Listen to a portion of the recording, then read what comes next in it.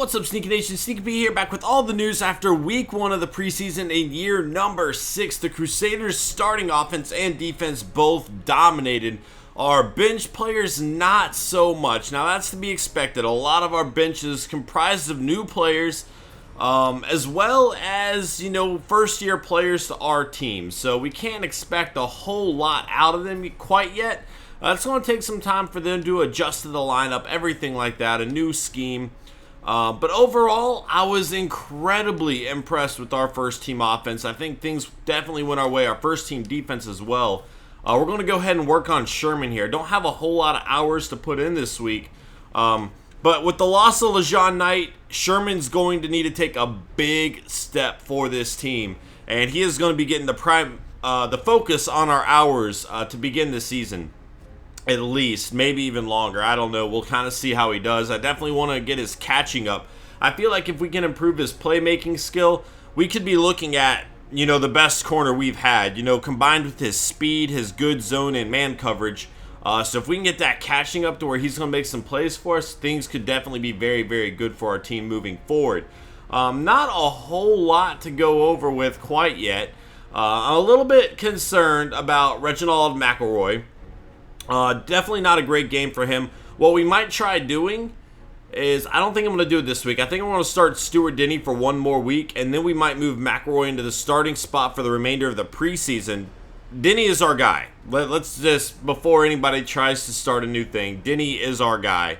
But that way we can also check out Sherman and see how he does. And then we're obviously going to be cutting two of these players. Two of the players between McElroy, Marmarosa, Snelling, and Sherman.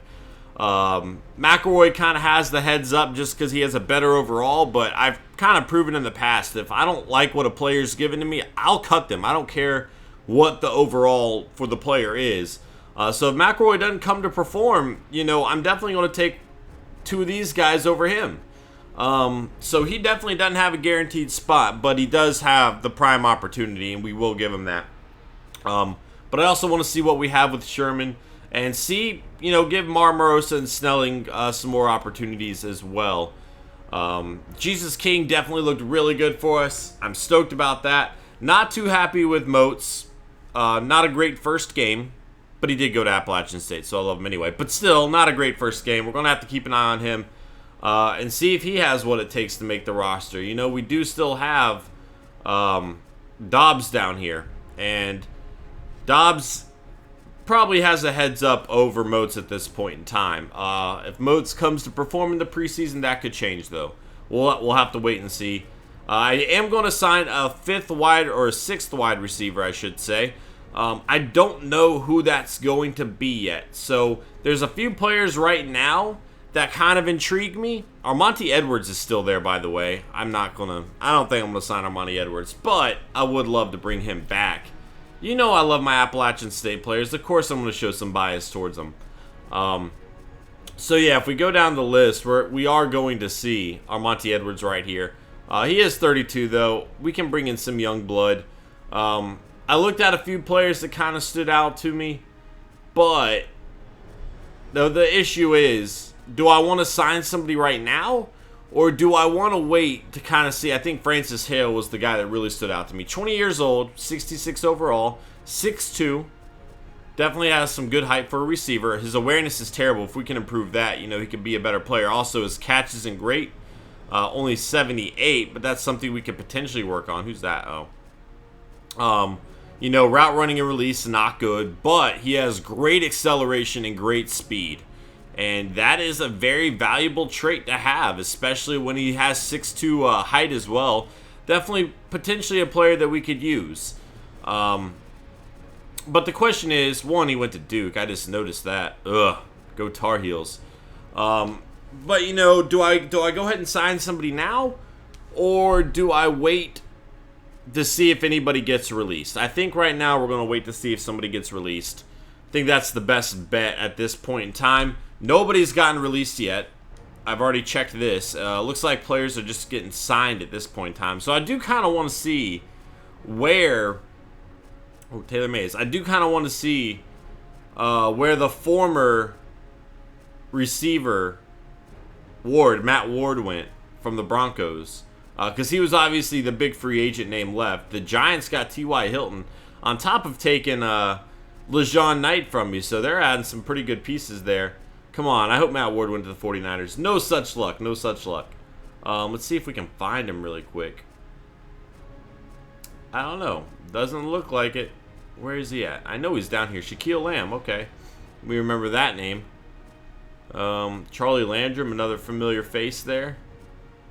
Let's see. E.J. Manuel to the Saints. Looks like he's going to be backup quarterback over there now. Is he going to be on here? Did I already pass him? I'll just go through quicker and see. Oh, Brown signed Mario Williams. Wow. Wow, wow, wow. Brandon Pettigrew. Oh, they got Monroe as well. The Browns got quite a few good players here.